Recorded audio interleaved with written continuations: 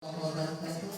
Waalaikumsalam warahmatullahi wabarakatuh. Bismillahirrahmanirrahim. Alhamdulillahirabbil alamin. Assalatu wassalamu ala asrafil anbiya'i wal mursalin sayyidina Muhammadin wa ala alihi wa sahbihi ajmain. Bismillah li sadri wa yassir li amri wahlul 'uqdatam min lisani yafqahu qawli, amma ba'du. Yang saya hormati Bapak Iskandar dan juga teman-teman Dewan Guru yang juga kami hormati. Sebelumnya marilah kita panjatkan puja dan puji syukur kehadirat Allah semata, karena berkat limpahan rahmat, taufik serta hidayahnya kita pada pagi menjelang siang ini dapat berkumpul dalam acara pengibasan penerapan budaya positif di TK Pertiwi yang nantinya akan disampaikan oleh Bapak Iskandar. Salawat dan salam semoga tetap terlimpah curahkan di haribaan kita, di haribaan baginda Nabi besar Muhammad SAW yang telah mengantarkan kita minatul mati dengan roh. Baiklah, untuk mempersingkat acara, saya selaku pembawa acara pada acara ini kita awali bersama dengan pembacaan basmalah. Bismillahirrahmanirrahim. Untuk selanjutnya yaitu pengisian pengibasan penerapan budaya positif di TK Pertiwi yang dalam hal ini akan disampaikan oleh yang terhormat Bapak Iskandar, beliau sebagai calon guru penggerak angkatan 10. Marilah kita ikuti secara seksama, dan apabila nanti kita akan menanyakan sesuatu terkait dengan pengibasan penerapan budaya positif di TK Pertiwi, tolong langsung ditanyakan pada waktu beliau menyampaikan atau memaparkan materi ini. Kepada yang terhormat Bapak Iskandar, sarjana pendidikan, dipersilakan. Baik, terima kasih kepada Ibu Moderator yang telah memberikan kesempatan kepada saya untuk pengibasan kali ini. Teman-teman, para dewan guru yang kami hormati, pertama syukur kepada Allah Subhanahu wa taala atas kesehatan kita, atas kesabaran dan kekuatan kepada kita sehingga kita berada di tengah-tengah menimba ilmu dalam penerapan budaya positif di berbagai negara. Baik, untuk menyingkat waktu, nanti teman-teman bisa tanya ya. Kalau memang ada yang mau ditanyakan, silakan ditanyakan. Kalau ada hal-hal yang kurang berkenan, langsung diangkat tangan saja. Begitu ya. Apa teman-teman sudah semangat ini? Semangat. Kayaknya belum semangat. Coba kita tepuk ya. Kita beri semangat dulu. Tepuk semangat.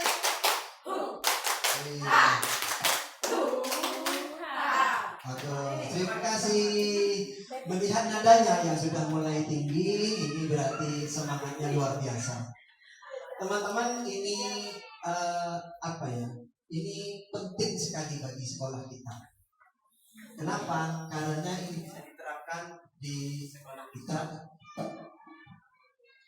Baik, ini Bapak fasilitator, beliau yang telah membimbing saya dari jarak jauh ya. Dan beliau Pak Nasir, pengajar praktek, beliau dari SMA Jambatan Bapong, beliau yang menjadi BP, jadi pendamping saya sampai selesai. Dan ini saya sendiri. Baik, ini salam kita, semoga teman-teman selalu bahagia ya. Selamat dan bahagia, selamat dan diberikan segala limpahan rahmat dan hidayahnya. Dari saya, pertama, Assalamualaikum warahmatullahi wabarakatuh. Waalaikumsalam warahmatullahi wabarakatuh. Salam hormat kepada para ibu-ibu yang telah memberikan semangat bagi saya dengan kehadiran para ibu-ibu ke sini. Baik, kita lanjut. Ini diri saya. Singkat padat karena memang tidak terlalu baik.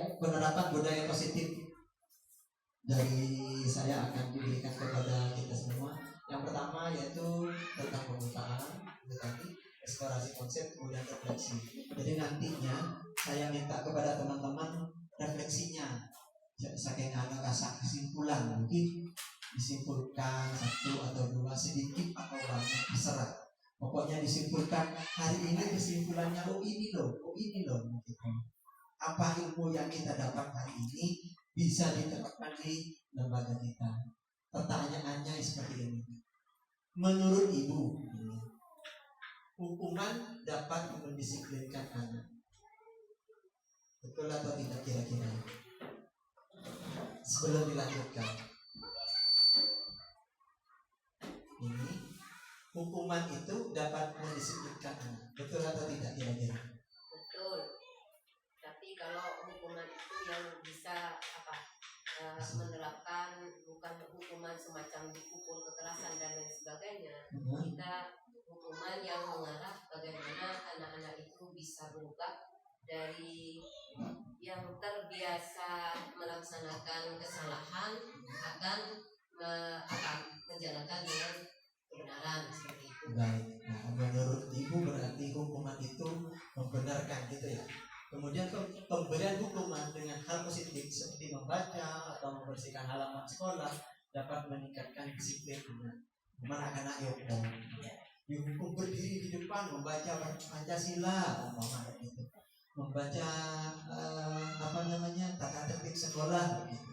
Menurut teman-teman hal itu benar nggak? Iya. Benar atau tidak? Benar. Setuju ya? Benar.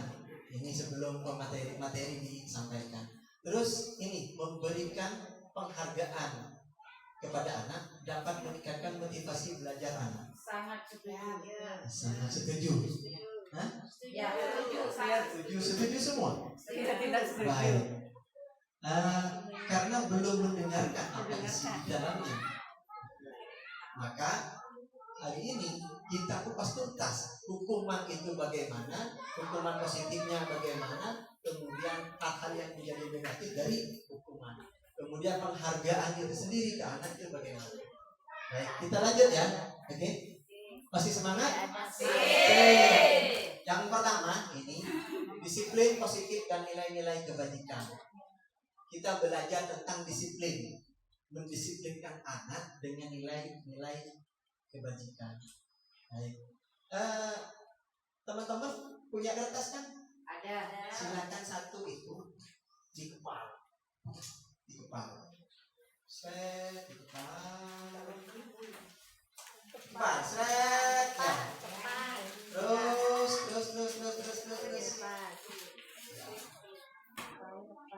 Oke, selesai. Terus dibuka. Ternyata teman-teman itu mengikuti kemauan saya. Baik. Padahal guru itu jadi pengontrol. Diri sampean ini jadi pengontrol. Harusnya setiap guru itu tidak bisa ditindak gitu maksudnya. Oke, kita lanjut ya. Setelah dibuka, mencoba dengan sekuat tenaga dengan berbagai cara untuk meminta Anda memberikan benda tersebut. Yang B, membujuk mengancam. Jadi satunya ada yang membujuk, ada yang mengancam. Maksudnya begini, ketika sampean mengepal ini, ada yang berusaha membujuk, ada yang berusaha tetap mengepal. Menurut sampean ketika meremas ini, ketika sama temannya disuruh membuka, sampean mau nggak? Kan dikepal barusan ya? Nah, ketika ada temannya yang suruh buka, mau nggak? Kan dikepal nih. Tergantung keinginan. Tergantung Kalau dia keinginan. nggak pengen tahu seperti apa jadinya nanti kalau dibuka, bisa jadi mau. Oke, kita lanjut ya, karena ini berhubungan dengan selanjutnya. Jadi, ketika kepalan ini dibuka, kalau sampai mengikuti perintah saya, buka dulu. Ikuti perintah saya. Jadi saya yang memperkuatkan. Kenapa? Karena saya bisa mempengaruhi dia. Harusnya jangan berpengaruh kepada orang lain. Jadi dia yang punya kekuatan sendiri. Kenapa saya harus diminta orang lain? Jadi, baik. Perubahan paradigma teori kontrol. Ilusinya guru mengontrol murid. Guru mengontrol murid, kan? Kemudian bahwa kritik, ilusi bahwa kritik dan membuat orang merasa bersalah dapat menguatkan karakter. Sehingga maksudnya kayak gini, sampean kalau ada anak-anak yang bersalah, coba aja salah. Anak itu dipojokkan sehingga anak itu merasa bersalah. Nah, itu nanti di teori kontrol ketahuan benar tidak? Bahwa semua penguatan positif efektif dan bermanfaat, bahwa orang dewasa memiliki hak untuk memaksa. Rata-rata orang dewasa kan memaksa. Ya. Pada anaknya, pada muridnya, pokoknya rata-rata. Nah, yang terjadi hal yang seperti ini kurang benar. Jadi nanti kita lihat. Nah, ini disiplin positif. Teori kontrol dari pilihan dari Dr. William Glasser. Anda tidak bisa mengontrol orang lain, hanya Anda bisa mengontrol dirinya sendiri.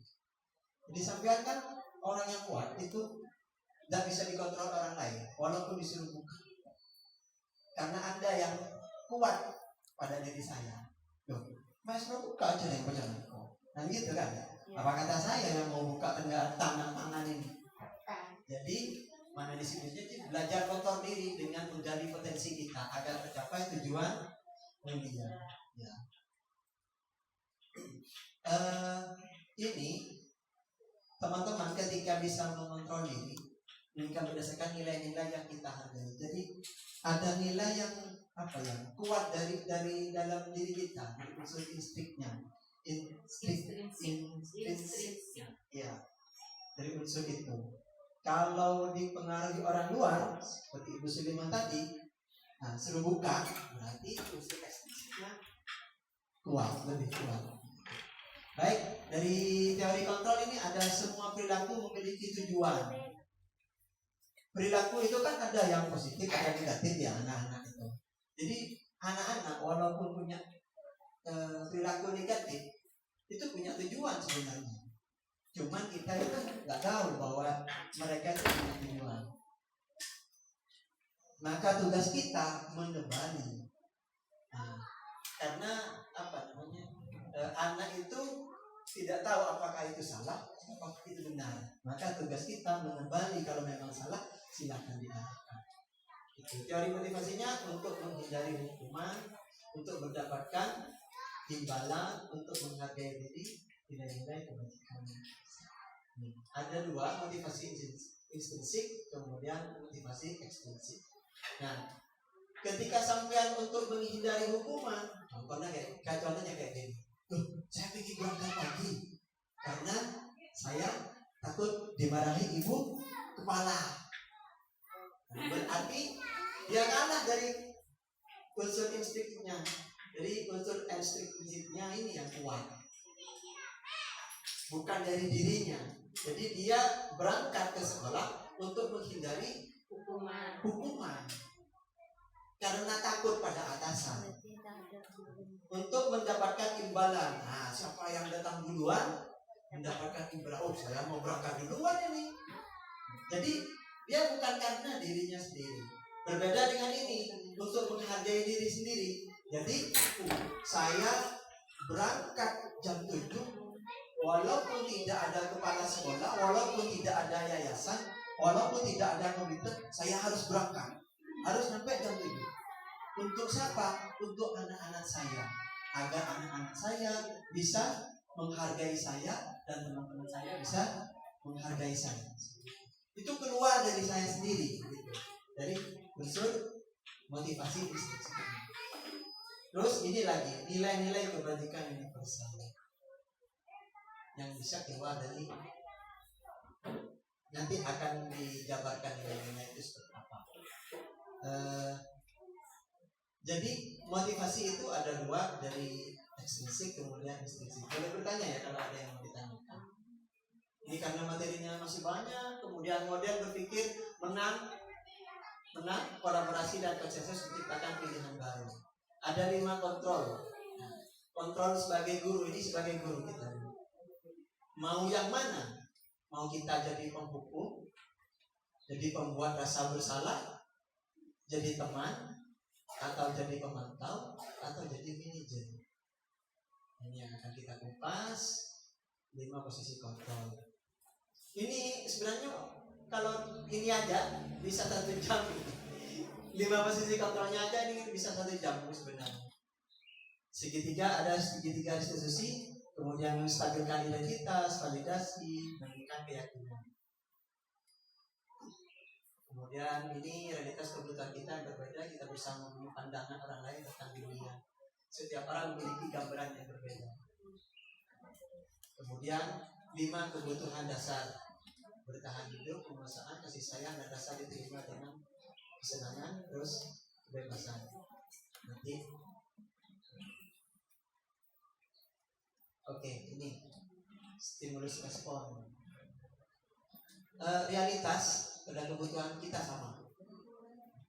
Dalam teori kontrol, realitas kebutuhan kita itu berbeda. Kebutuhan kita itu berbeda. Kita memandangnya seakan-akan sama. Padahal kita itu berbeda. Kita memandangnya anak-anak itu sama. Butuh Peter, butuh serep, butuh disiplin, semua kayak gitu. Padahal mereka itu berbeda. Anak-anak kita itu berbeda. Punya bakat berbeda, punya minat berbeda, punya keyakinan berbeda, punya kemauan berbeda. Semua orang melihat yang sama. Sama nomor anak-anak harus seperti ini, maju semua, harus pinter-pinter semua, mau yang besar, kecil, umur segini. Padahal setiap orang memiliki pandangan berbeda. Setiap anak itu perilaku buruk dilihat sebagai suatu kesalahan, padahal semua perilaku memiliki tujuan. Jadi umpama anak lagi mukul pada temannya, atau anak itu terlambat ke sekolah, anak terlambat ke sekolah begitu ya. Nah, sebenarnya anak punya tujuan, itu memiliki tujuan. Nah, tujuan itu kenapa kok terlambat? Nah, itu perlu kita gali oleh kita. Orang lain bisa mengontrol saya, hanya Anda yang bisa mengontrol diri Anda. Jadi orang lain sebenarnya hanya mempengaruhi, tapi yang mengontrol diri kita adalah diri kita, mengontrol emosi dan sebagainya. Jadi kalau umpama tadi dibuka, dikemas di rumah. Karena saya memateri Pak, ya betul. Cuma ketika sampean punya diri sendiri, kalau mau diremas mau dibuka, tunggu dulu kok mau dibuka. Ini loh sesuai keinginan saya, tunggu sampai nanti jam 1. Bisa mengontrol diri kita. Saya bisa mengontrol orang lain.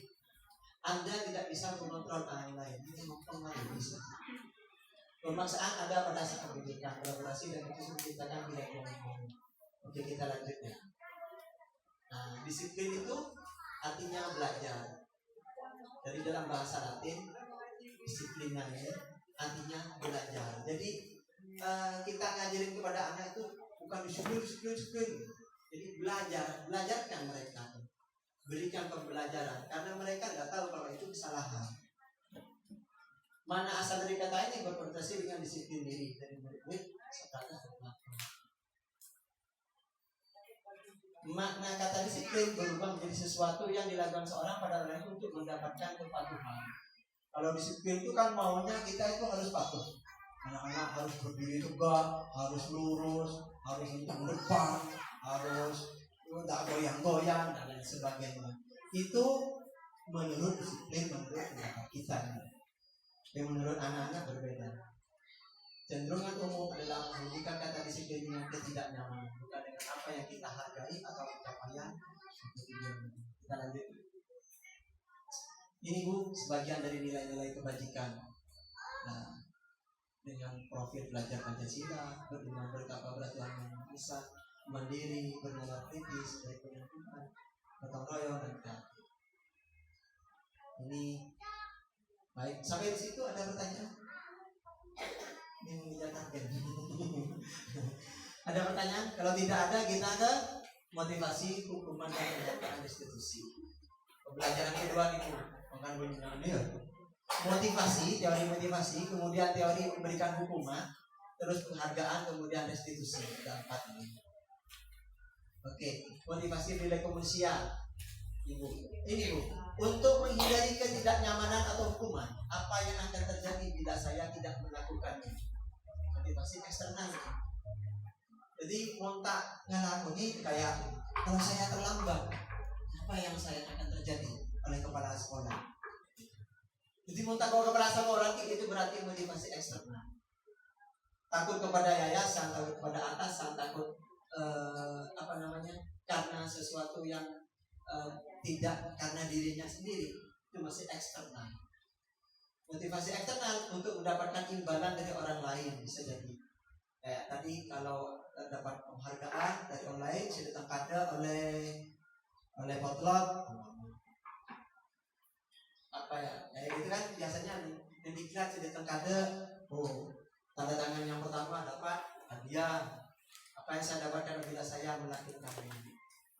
Imbalan. Beda dengan ini, saya akan menjadi orang yang seperti apa bila saya melakukan ini. Nah, ini perkuat dengan ini, motivasi internal kita. Disiplinnya anak perkuat dengan kepribadian anak, karakternya anak diperkuat dengan internalnya ini.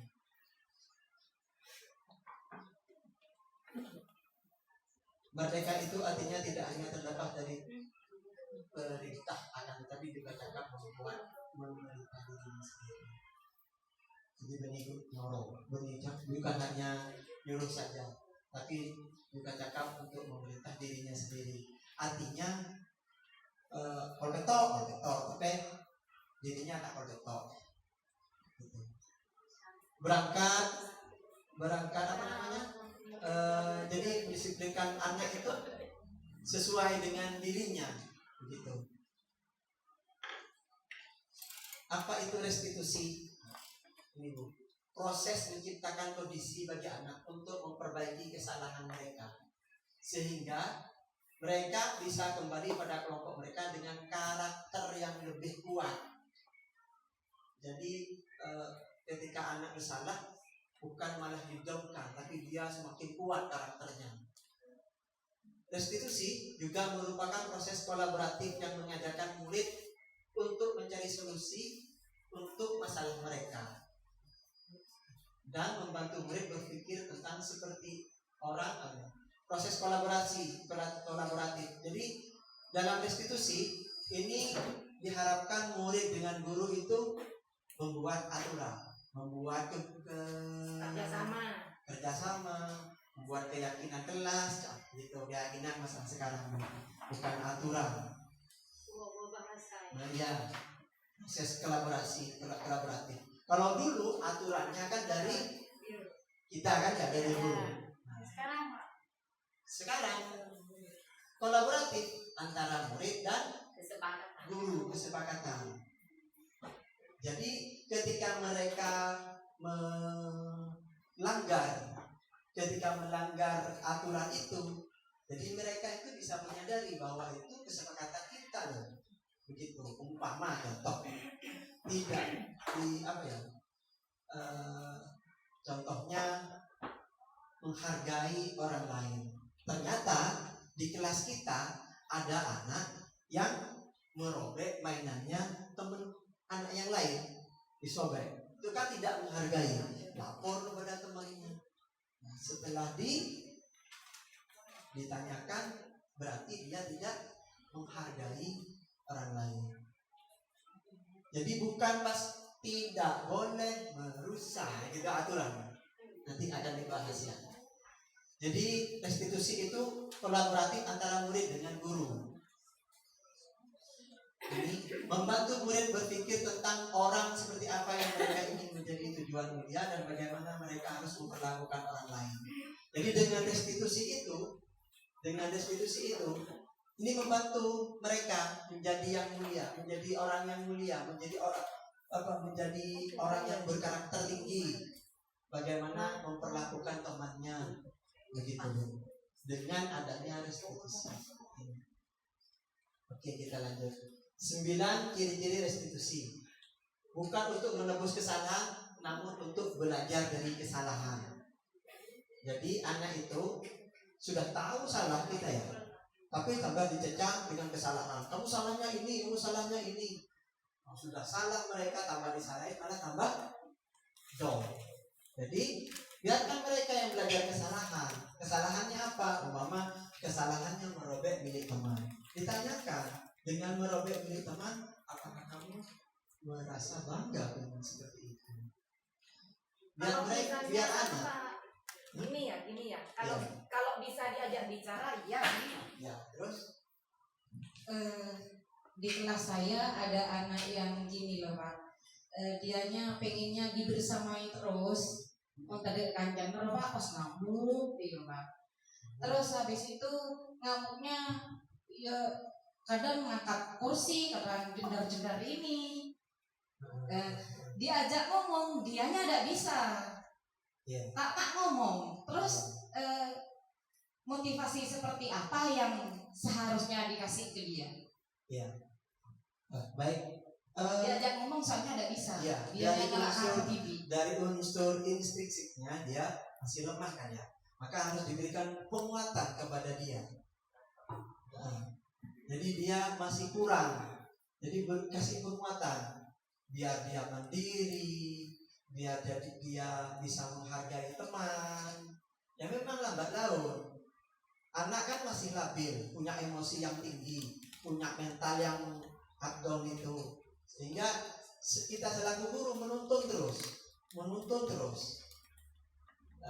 Karena apa?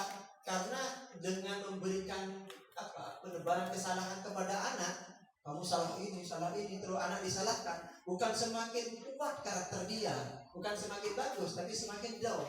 Saya disalahkan gini terus, saya disalahkan gini terus. Padahal dia cuma ingin dibela, dia tuh pengen disayang. Dia cuma belum tahu aja caranya disayang, caranya dibela. Dia pengen dimanja seperti itu. Bisa jadi latar belakang di rumah dia sering dimanja oleh orang tua. Terus ciri-ciri restitusi itu memperbaiki hubungan. Jadi hubungan antar teman itu bisa memperbaiki sendiri antara anak dengan anak. Nah, sementara sekarang yang kita kerjakan ketika anak ada yang mukul si A mukul si B, ini kan didakwa oleh kita. Kamu gini. Nah, didakwa oleh kita, suruh kita maaf. Padahal yang sebenarnya mereka yang harusnya tahu bahwa kesalahan itu keluar dari mereka. Jadi kreatifnya kita bertanya dengan memakai restitusi ini nanti akan dijelaskan bahwa dengan pertanyaan kita ini anak akan tahu bahwa kesalahan sendiri itu dilakukan oleh dirinya sendiri, bukan malah didonkan oleh kita selaku guru. Terus ciri-ciri restitusi itu tawaran, bukan paksaan. Jadi bukan dipaksa harus dihukum begini. Jadi anak itu ditawarkan. Restitusi menuntut untuk melihat ke dalam diri. Restitusi itu menuntun mereka, menuntun anak untuk melihat dirinya sendiri. Ini kan tadi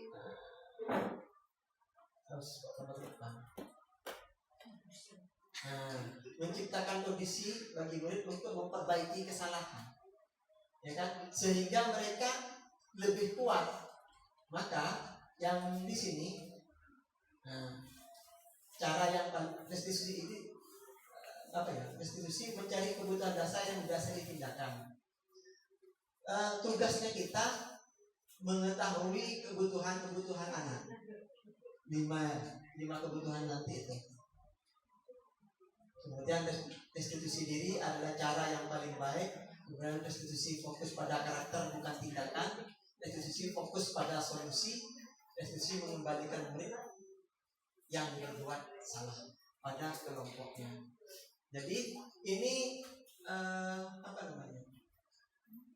9 ciri restitusi ini dipakai untuk oleh kita agar anak itu sadar, agar karakter anak itu lebih kuat, agar anak fokus pada solusinya, tapi bukan pada masalahnya, bukan pada masalah hukumannya, begitu ya. Baik, sampai di situ ada pertanyaan? Lanjut. Lanjut ya. Keyakinan kelas. Ini keyakinan kelas. Mengapa tidak peraturan saja? Mengapa harus keyakinan kelas? Kan ada di sekolah kita kan ada aturan nih. Ada aturan kan? Nah, mengapa sekarang dirubah ke keyakinan kelas?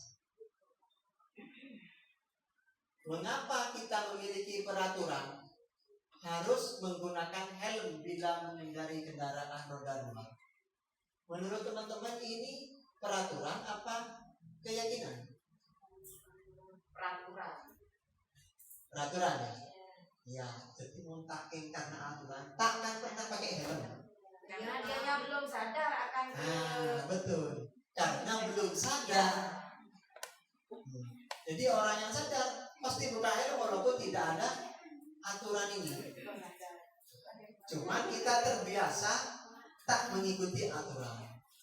Mengapa kita memiliki peraturan 3M? Menggunakan masker, cuci tangan, dan menjaga jarak 1,5 meter. Corona, untuk menjaga virus biar tidak akan. Padahal seandainya keyakinan kita kuat, kita kan tidak usah disuruh dengan menggunakan masker. Karena kita sudah punya keyakinan punya diri. keyakinan. Kalau peraturan dari luar aturan. Iya. Mengapa kita memiliki peraturan harus datang tepat waktu pada saat mengikuti pelatihan? Untuk kebaikan kita. Iya. Seandainya pakai ini, maka tanpa ada aturan kita bisa mengikuti tepat waktu. Untuk mendukung motivasi intrinsik, kembali ke nilai-nilai keyakinan lebih menggerakkan serang dibandingkan mengikuti serangkaian peraturan. Jadi peraturan menurut sampean enaknya diatur apa melalui keyakinan kelas? Enak keyakinan. Enak keyakinan. Karena kalau keyakinan kan kesadaran. Nah, kalau keyakinan itu berarti kesadaran. Kalau Kalau peraturan dari luar, dari luar. tekanan. Ya. Sekarang begini, kalau kepada anak-anak kita mau ngasih peraturan apa keyakinan kelas? Keyakinan harus. Keyakinan ya? Iya. Ya, sementara yang kita pakai Peraturan. peraturan, selama ini yang kita pakai peraturan. Kenapa? Kenapa? Karena dianya belum tahu. Nah, iya. Karena rata-rata ketika diperintah guru harus harus ikut takut kayak gitu kan? Iya. Mau pulang contoh ya, mau pulang duduk rapi, tak duduk rapi tak mau lihat. Duduk yang manis, kalau tak duduk manis tak akan pulang. Siapa yang mau istirahat? Aku. Nah, padahal ketika sudah bilang aku, dia tidak diistirahatkan. Iya kan? Nah, tadi Padahal keyakinan kelas. Kalau keyakinan kelas, kalau gurunya merasa itu keyakinan kelas, istirahatkan. Kalau aturan kelas. Baik, nih Bu, asalnya memang dari peraturan kelas. Nah, serah, bagaimana rasa. Setelah dikembangkan bersama-sama, kalau peraturan kelas itu terlalu keras karena ini hanya kemauan guru. Ini kemauan guru ini, maunya duduk rapi, maunya dia datang tepat waktu, maunya dia bekerja sampai selesai, maunya dia itu duduk manis, duduk sama temannya bersebelahan, itu sama itu, dan sebagainya. Tapi ketika keyakinan kelas, ini tergantung bersama, tergantung anak-anak dan kita ini keyakinan kelas. Nah, keyakinan kelas itu dibuat oleh anak bersama. Anak dan guru. Iya.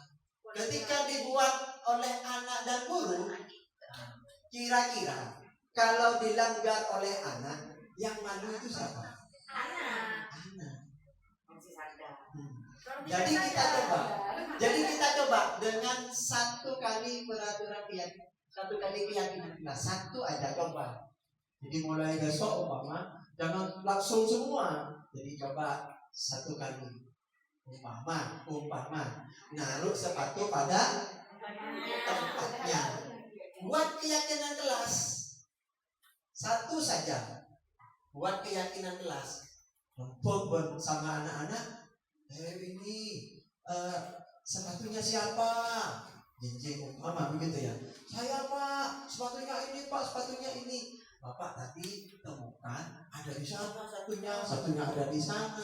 Menurut anak-anak ini bagus enggak? Kalau nggak di sana satunya di sana, nggak bagus. Nah, yang benar bagaimana? Tahu ada tempatnya.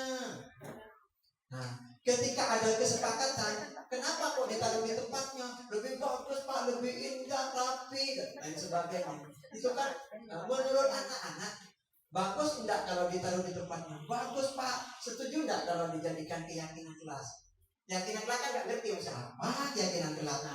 Nah, isi tahu keyakinan kelas itu aturan menurut anak-anak dan guru. Kasih tahu. Oh iya Pak, bagus. Bagus ini Pak. Nah, sehingga oke, mulai besok kita coba keyakinan kelas dengan aturan sepatu ditaruh pada tempatnya. Kita coba. Maka ketika keyakinan kelas ini berjalan, lingkungannya menjadi positif. Anak-anak tuh berpikir positif. Oh ternyata sepatu mulai sampai rapi, ya. Kalau sudah ditaruh rapi kan bagus, lingkungannya bagus. Itu salah satu contoh kan sepatu ini. Gitu. Kemudian nanti akan tercipta budaya yang positif, budayanya positif. Gitu. Nah, budayanya positif di sekolah, di kelas itu, di kelas kita, di kelas A atau kelas B atau kelas B dan lain sebagainya, maka tercipta budaya positif karena sudah ada keyakinan kelas, sudah banyak yang dicoba. Ada 10, kita coba. Ada berapa anak-anak? Ada 3 kita coba. Ini ditulis, kita coba tulis. Ini dicoba tulis, ini dicoba tulis. Yang satu tidak berhasil, dievaluasi lagi. Nah, nanti lingkungannya menjadi positif, lama-lama menjadi budaya yang positif. Budayanya bagus, anak bisa rapi tanpa diperintah, anak bisa mengembalikan mainannya, tanggung jawab tanpa diperintah. Begitu. Nah, kita lanjut. Sekarang.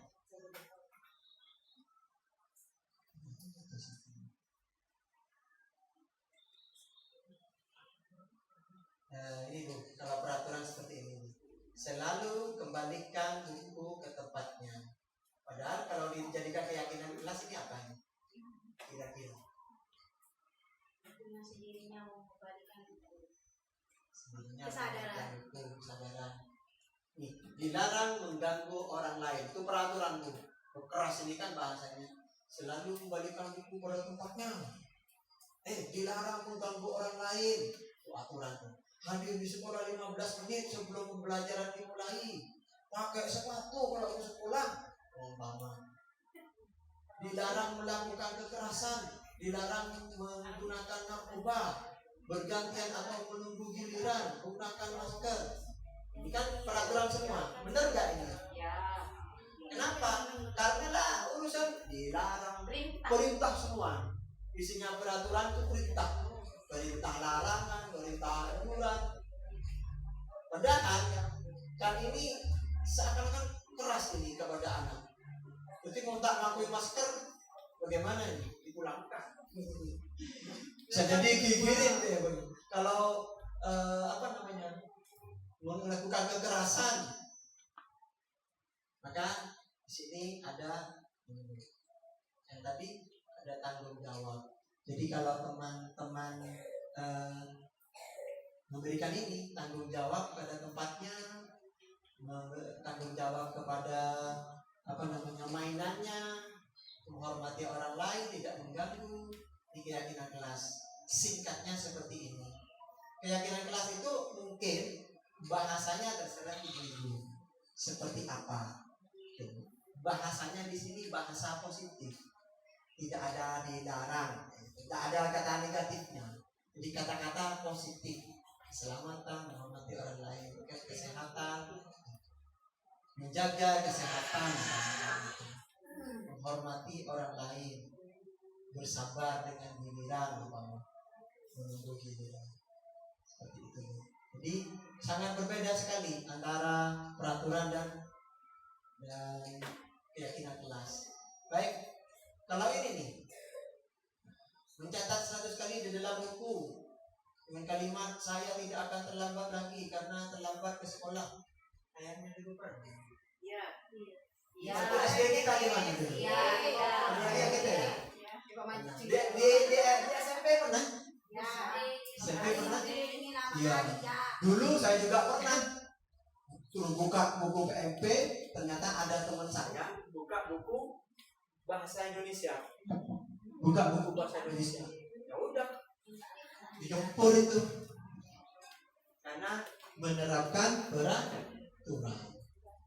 Tindakan guru keras. Ini Bu, menurut ibu-ibu, ini hukuman apa konsekuensi? Hukuman.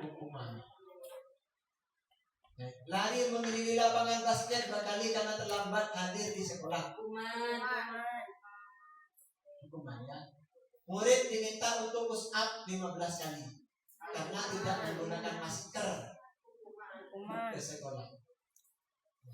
Coba lagi nanti. Menggantikan kertas tugas teman yang telah dicoret-coret. Konsekuensi.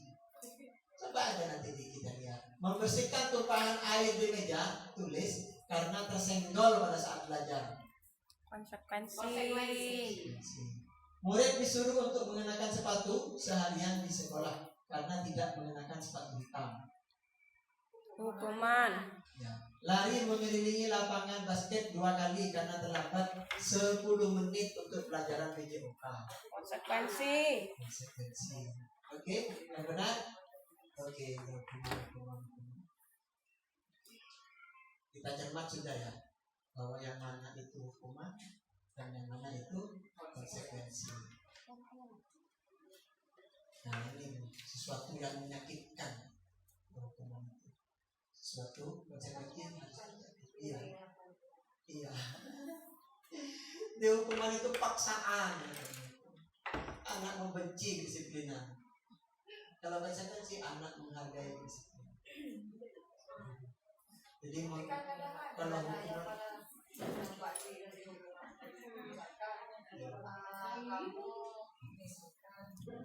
Anak itu melanggar, jangan kalau kamu besok seperti itu, kamu nanti disuruh lari di lapangan sekolah misalkan. kan. Tapi di sisi lain kadang anak itu ada yang besok saya akan begitu karena saya besok akan belajar di luar sendirian. Itu gimana Pak? Iya. Baik, memang setiap anak itu berbeda ya, dengan latar belakang yang berbeda. Maka kita selaku guru kita harus tahu latar belakangnya mereka, minatnya mereka, bakatnya mereka. Ada 15 anak dalam satu kelas. Kita harus tahu itu satu persatu. Karakternya bagaimana, minatnya itu bagaimana. Kok bisa Pak? Bagaimana? Ya dengan cara menilai satu persatu kan. Setiap guru kan punya cara tersendiri untuk menilai anak. Dan anak si A, kadang kata Ibu Ayu barusan, ada anak yang ingin diberi hukuman di luar, padahal dianya itu ingin main di luar, begitu loh maksudnya Ibu Ayu. Nah, dengan seperti itu maka guru harus lebih kreatif. Jangan jangan pas dilarang, biarkan dulu, cuman beri mereka tugas yang hampir berhubungan dengan yang di kelas. Kadang kan ada anak yang nggak mau masuk gitu ya. Nah, kalau memang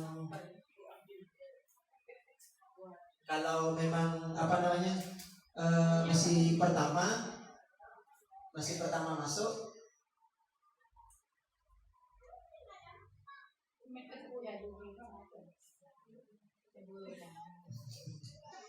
iya. Memang kadang kalau anak baru pertama masuk agak sulit tuh. Dan perlu adaptasi lingkungan. Sehingga bagi kita membutuhkan upaya yang lebih keras agar anak bisa mengikuti pembelajaran di sekolah.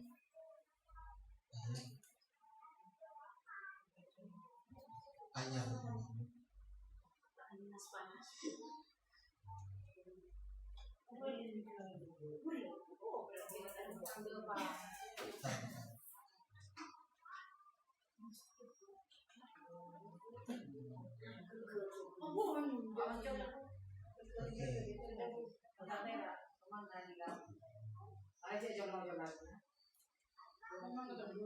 Oke, sampai di sini ada pertanyaan dulu? Ada anak yang Terus, Ya. lanjut. semakin dihukum dianya semakin senang. Nah, seperti tadi. Sama. Iya. Iya, seperti kata Bu Yayu. Iya. Semakin dihukum, dia semakin senang. Alasannya dia itu karena dia ingin bermain di situ. Umpama dia dihukum di pojok. Di pojok ada mainan yang dia senangi. Nah, dia bermain di situ. Dia ingin dihukum. Gitu. Nah, maka tugas kita selaku guru, kita harus jeli. Anak ini kenapa kok mau dihukum terus? Kan kita harus tahu. Nah, dikorek, akhirnya ditemukan umpama bahwa anak ini senang bermain di pojok atau bermain di luar karena ada rasa bosan di dalam kelas. Gitu. Maka guru harus kreatif di situ. Apakah harus dibiarkan, Pak? Nah, tidak dibiarkan. Usahakan dia itu terkontrol terus. Bagaimana caranya mengontrol anak yang di luar, sedangkan murid kita ada di dalam. Kalau hanya satu guru, maka ketika kita memberikan tugas kepada siswa, maka sebentar kita lihat keluar apa kerjaan dia di luar. Tapi kan terkadang ada Pak, anak yang misalkan berdiri, Nah, semuanya mengerjakan tugas. Kalau kamu tidak selesai, kamu berdiri di depan. Dan satu anak dia berdiri. Kadang kan ada anak yang kok tak memarahi dia, karena nanti kok akan berdiri satu orang tua. Itu gimana? Terus mancing. Ya, itu kan ada. Itu bisa grup mengadu. Iya, itu kan berdiri. Dalam melakukan. Ini ceritanya gini, ada anak yang mau bekerja, kemudian kalau tak selesai dihukum kan ya? Iya. Itu ya? Seperti itu. Ya. Satu sudah. Itu emang bukan anak anggaplah tidak ingin dihukum. Yang saya tanyakan itu yang ikut-ikutan itu Pak. Ingin di depan juga. Ya, Oke, padahal tak dihukum. Iya. Gitu. Nah, Jadi makanya bikin ulang. makanya hukumannya itu pakai keyakinan kelas. Jangan pakai hukuman sekarang. Sehingga kalau keyakinan kelas, dia sadar dengan sendirinya. Iya kalau sadar. Nah, makanya pakai keyakinan kelas. Kalau keyakinan kelas kan akan timbul dari dirinya. Kalau hukuman dari peraturan kan berarti, kalau dari peraturan, gini kan, itu kan berarti hanya kemauan guru. Kamu harus berdiri, kamu harus duduk, kemudian itu yang melanggar berdiri, yang tidak melanggar duduk. Itu kan kemauan guru.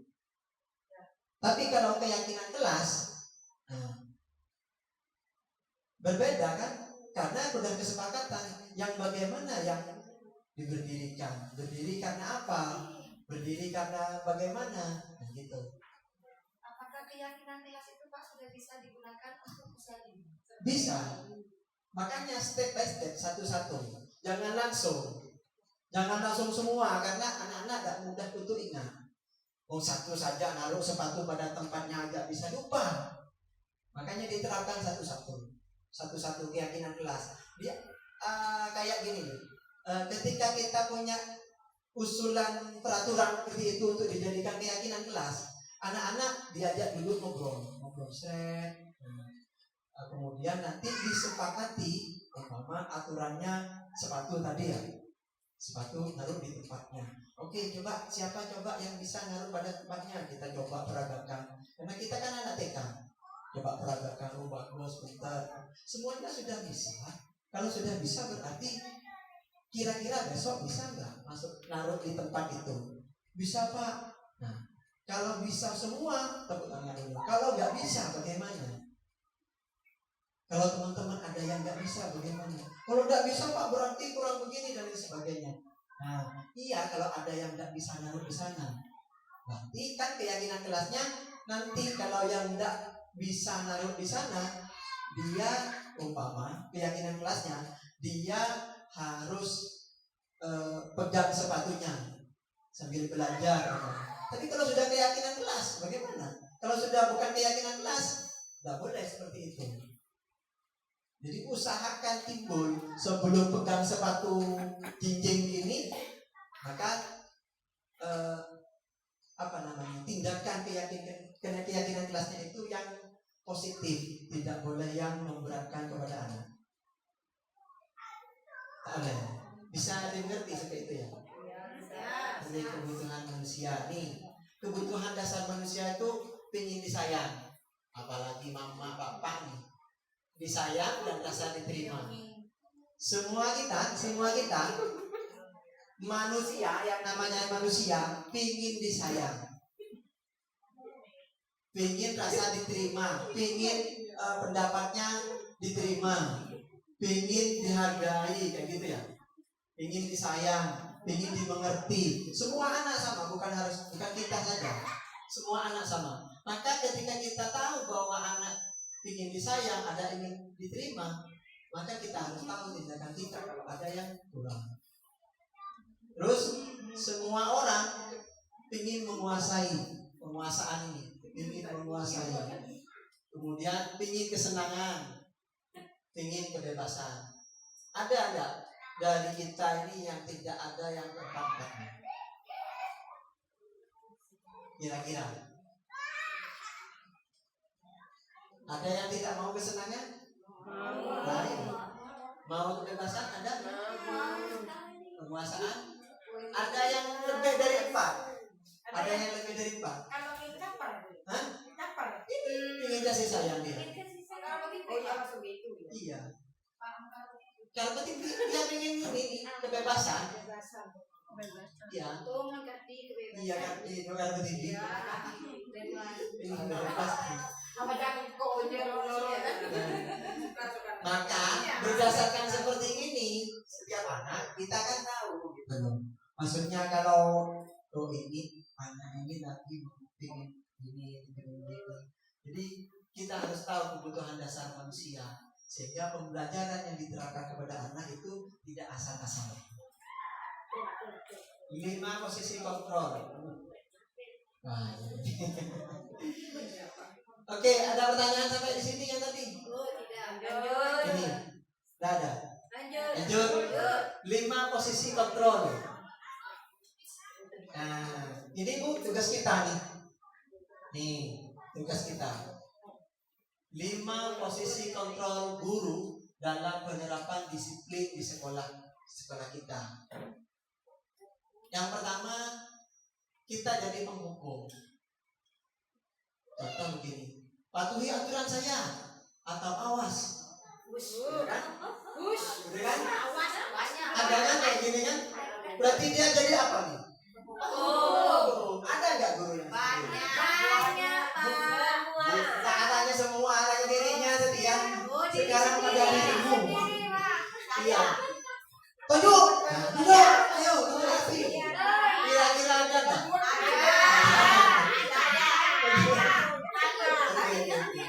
Itu ya. Kamu selalu saja salah. Nyalain anak terus begitu. Kamu tetap terlambat. Bajunya pasang. Kaos kakinya pasang.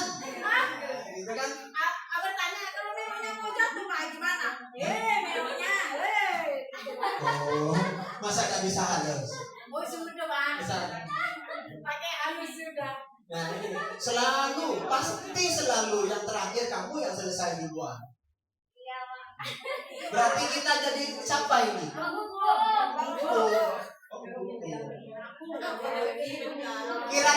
Kira-kira menurut ibu-ibu ini jadi penghukum enak nggak?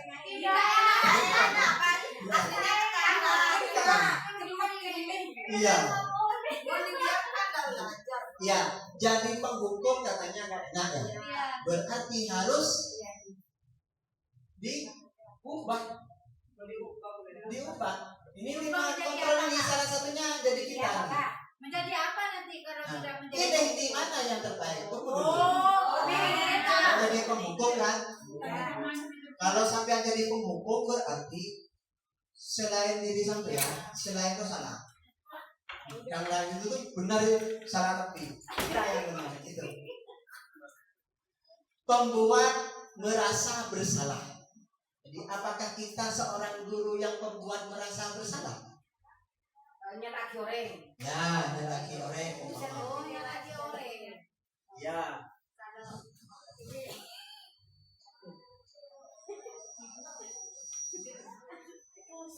Ada kan? Ada. Iya. Pak Kundur juga. Iya kan? Kayak gini. Ibu sangat kecewa sama kamu.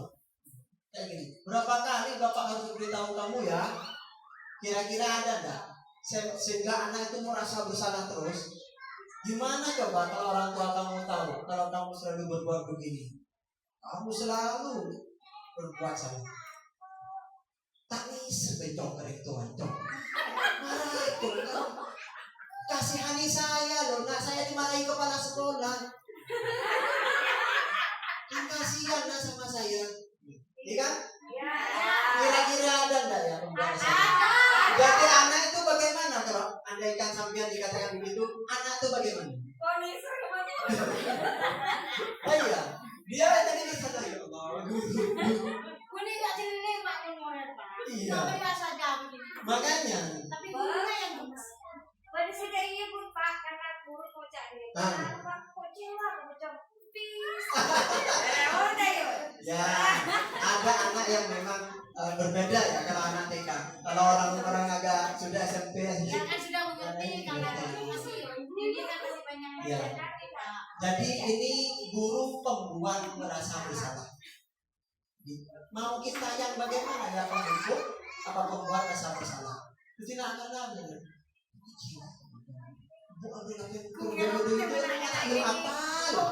Tak lem apa? Pun sorodo iya tak lem bisa. Coba. Kayak gitu. Kira-kira ada enggak di sekolah kita? Tidak muna. Ada. Tapi Pak dia mau benar ya. Baik, kita lanjut ya. Ya, Kita sebagai guru, sebagai kontrol jadi teman. Ayolah, bantu bapak ya, kunjungi bapak jadi teman. Ayo ingat tidak, ayo ingat tidak bapak selama ini. Nah, sok dekat sama anak gitu, dekat sama anak. Ya sudah kali ini tidak apa-apa nanti ibu bantu bereskan ya. Kayak gitu Bu. Ini jadi teman. Kemudian jadi pemantau. Temperaturnya apa? Kayak gitu Bu. Jadi dia seakan-akan hanya jadi pemantau saja.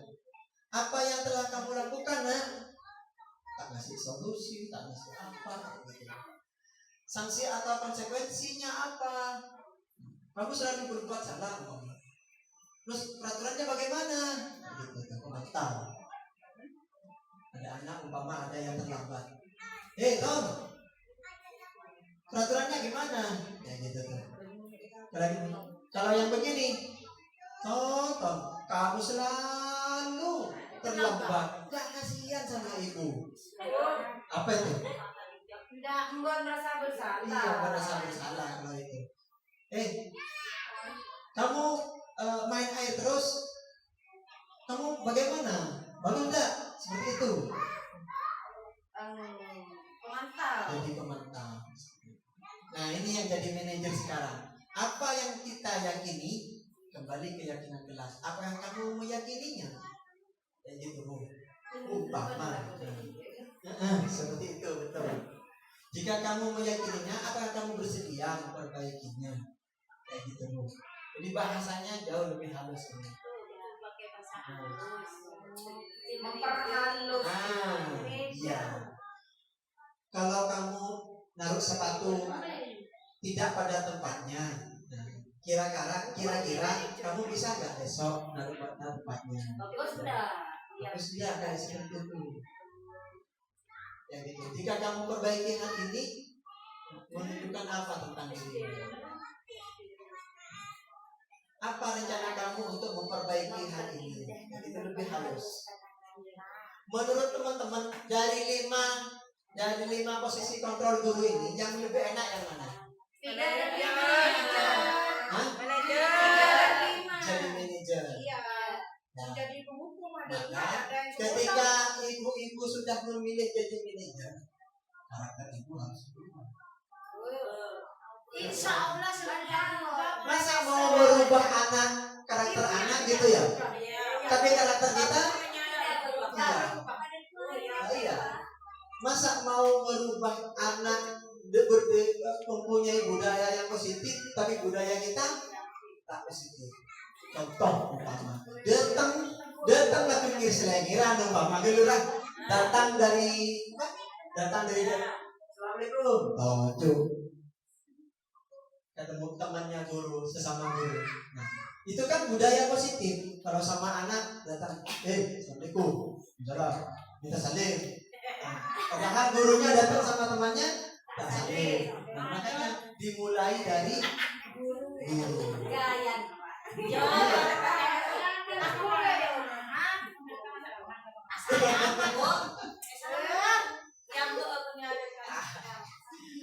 Baik.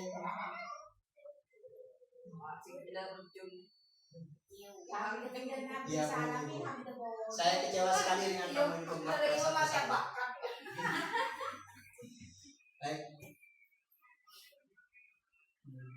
Ada yang pertanyaan yang barusan? Iya, bentar lagi.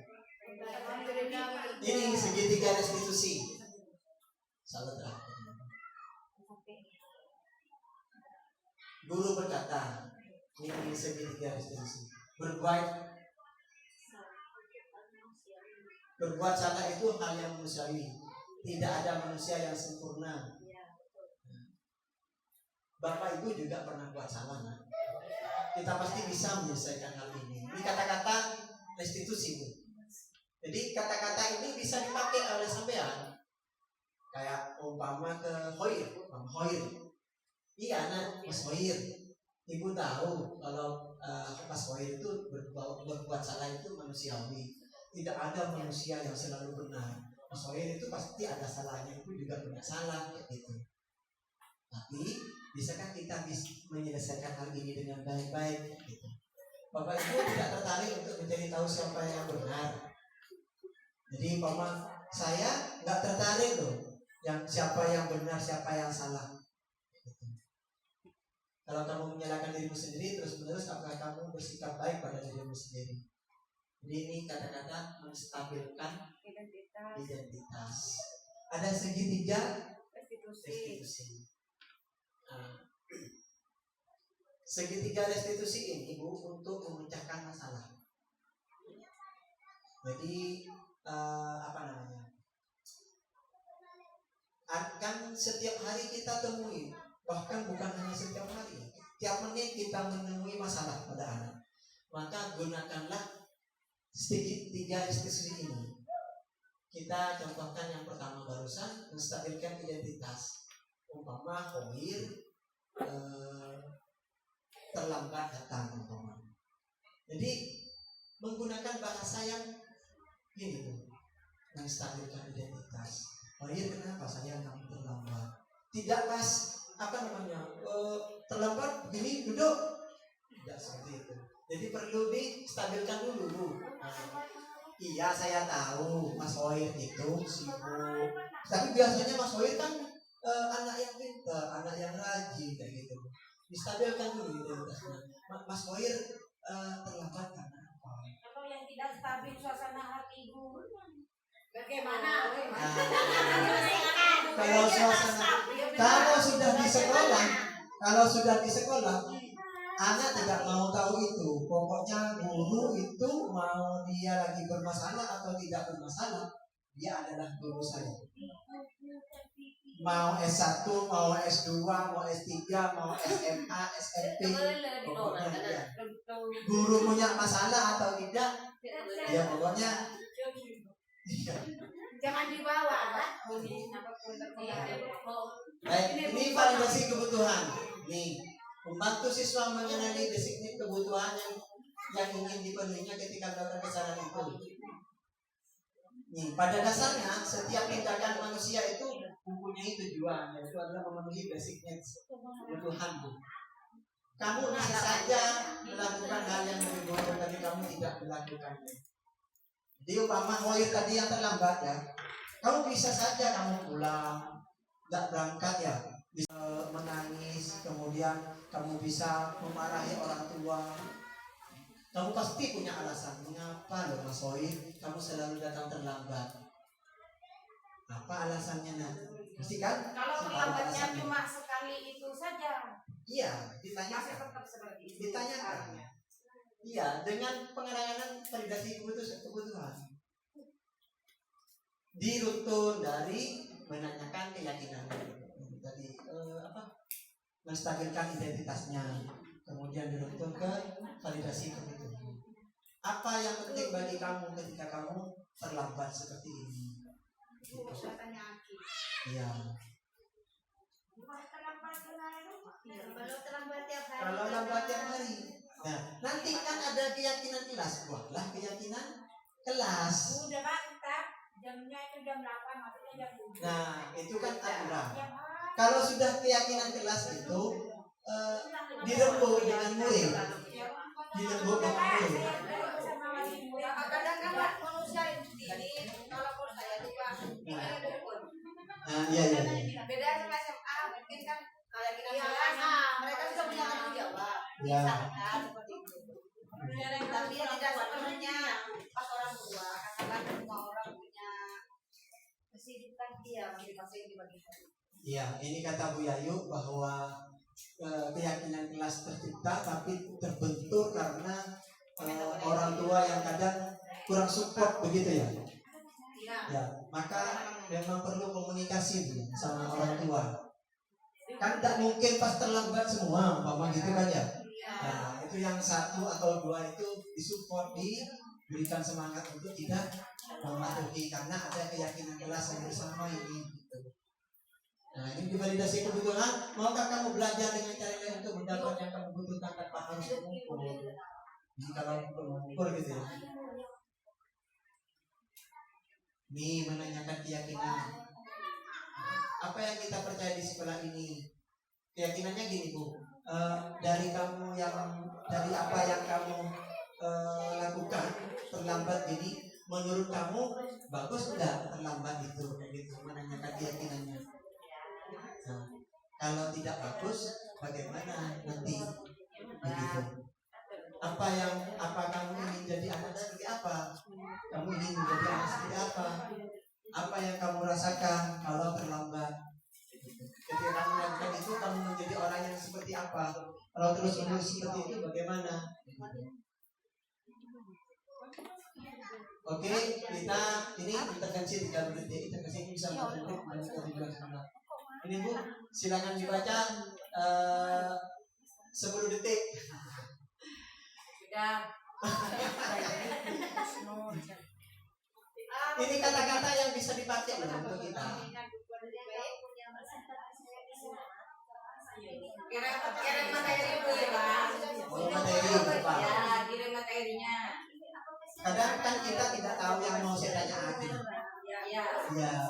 Jadi kita buat redaksi kata-kata yang halus. Gitu. Apa yang bisa saya bantu agar kamu bisa melakukan? Karena kenapa? Kita maunya baik ya, tapi karena gara-gara kita tidak tahu berbuat kata-kata yang baik, dibully apa? Bahasanya keluar kasar. Iya, itu. Zaman sakit hati. Ada yang sakit hati. Terima kasih.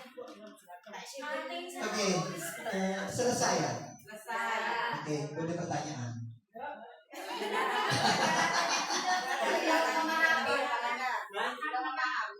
sudah memahami. Ya. Oke, sebenarnya ini jauh lebih lama ya sebenarnya kalau dikupas tuntas karena ini waktu yang sangat mepet. Ada hal yang perlu digarisbawahi bahwa menjadi guru itu tidak mudah.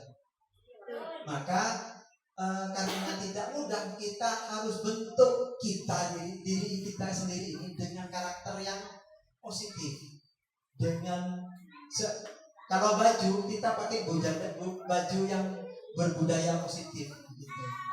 Karakter kita positif, kata-kata kita positif, kemudian tindakan kita positif, baju kita positif, semua dari kita ini yang mengandung positif. Sehingga ketika kita terapkan kepada anak-anak, maka akan tercipta budaya yang positif. Akan berbeda kalau dari kita sendiri tidak pakai budaya positif, sedangkan anak dipaksa untuk berbudaya positif. Seperti itu. Baik, mungkin ada teman-teman satu memberikan kesimpulan hari ini. Apa saja yang diterima, kesimpulan atau refleksi.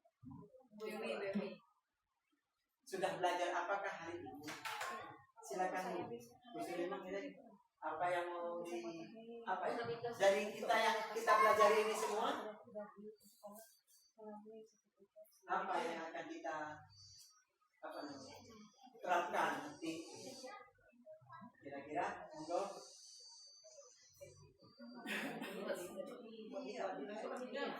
Mirai dan mau kasih baik ini. Baik, terima kasih banyak. Sini. Jadi dari kegiatan hari ini, dari destinasi yang dipaparkan oleh Pak Iskandar yang saya dapat tangkap di sini, semula saya tidak mengetahui bagaimana mengatasi permasalahan-permasalahan yang terjadi pada anak didik di sekolah. Tapi dari kegiatan ini saya dapat mengetahui bagaimana mengatasi permasalahan melalui kegiatan melalui langkah segitiga restitusi yang itu melalui tadi apa itu validasi tindakan yang salah, keyakinan kelas, dan juga menstabilkan identitas. Mungkin itu yang saya sampaikan. Wassalamualaikum warahmatullahi wabarakatuh. Waalaikumsalam warahmatullahi Terima kasih. wabarakatuh. Syukur-syukur ya kalau kita bisa sebelum ditutup, syukur-syukur kita bisa melaksanakan di sekolah kita, di kelas-kelas, dimulai dari besok karena ibunya sudah ada yang tahu.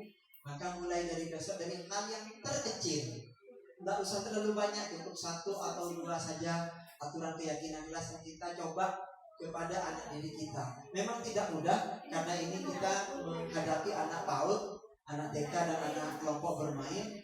Namun keseriusan dari para ibu-ibu untuk menerapkan keyakinan kelas itu akan berjalan dengan baik karena ada keyakinan dari para ibu-ibu semua untuk mensukseskan segitiga restitusi itu. Silakan ibu mau pilih 5 kontrol yang mana yang mau dipakai di sekolah kita ini. Kalau tidak ada pertanyaan, kita cukupkan sampai di sini. Dari saya mohon maaf kalau ada kesalahan dan kekurangan. Ini ada 1, 2, 3, 4, 5, 6, 7, 9, 12, 13, ada 13 orang. Semoga yang 13 ini menularkan ilmunya kepada teman-teman kita yang lain dan sekolah kita menjadi sekolah yang berkarakter, yang sesuai dengan profil pelajar Pancasila. Dari saya, calon guru penggerak angkatan 10 tahun 2024, mohon maaf kalau ada kesalahan dan kekurangan. Kita bertemu kembali lain waktu. Assalamualaikum warahmatullahi wabarakatuh. Waalaikumsalam warahmatullahi wabarakatuh.